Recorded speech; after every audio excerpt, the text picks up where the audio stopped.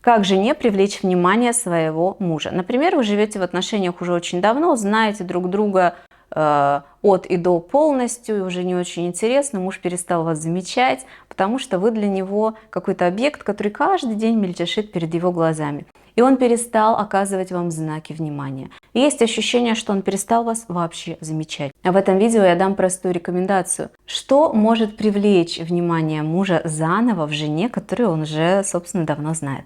Я психолог Наталья Корнеева, вы на канале про отношения. Подписывайтесь, если еще не подписаны. Прямо сейчас у вас есть возможность пройти бесплатно первую ступень моих курсов про отношения.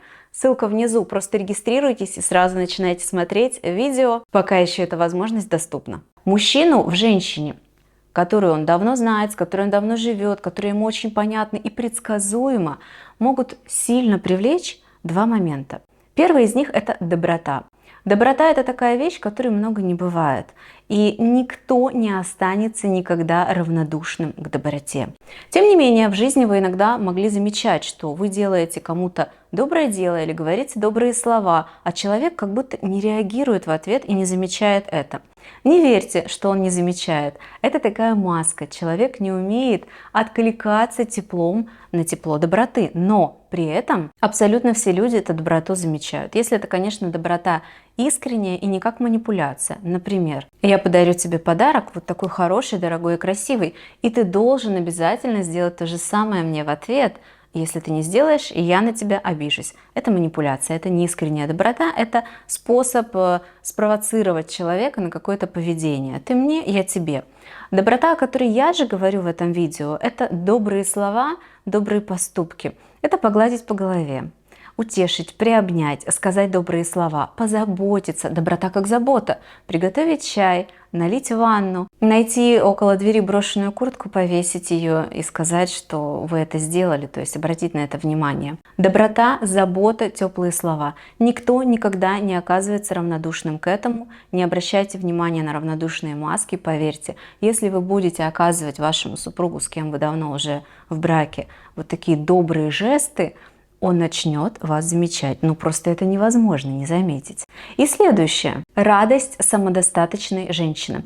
Представьте себе женщину, которая возвращается домой после того, как она провела целый день в хлопотах по своим личным делам. Ну, может быть, она училась водить машину, и ей это нравится, интересно. Она пришла домой с горящими глазами и говорит о том, что у нее получилось сдать экзамен по вождению. Или женщина на работе получила какой-то проект, о котором она давно мечтала, и она приходит такая самодостаточная, радостная, делится и рассказывает об этом. Или она ходила в кафе с подругой и нашла новое классное место, где вкусную пасту готовят, и она приходит и радостно рассказывает об этом. То есть что-то, что происходит в вашей личной жизни. Очень важно, чтобы когда вы в браке долго уже, у вас оставалось достаточно много своей личной жизни. Тогда вы будете интересным человеком. Тогда у вас будет что-то, что не связано с ним, и это будет вызывать интерес к вам. Конечно, если это ваше личное пропитано сквозь негативом, трудностями, жалобами, вы имеете на это право. Это абсолютно нормально. Но это не будет вызывать так много интереса, как радостные, восторженные глаза и слова, рассказ, когда вы с энтузиазмом рассказываете о том, что происходит в вашей жизни. А что бы вы добавили к этому видео? Как вам кажется, как женщине, жене, которая давно уже в браке с мужем, можно привлечь его внимание?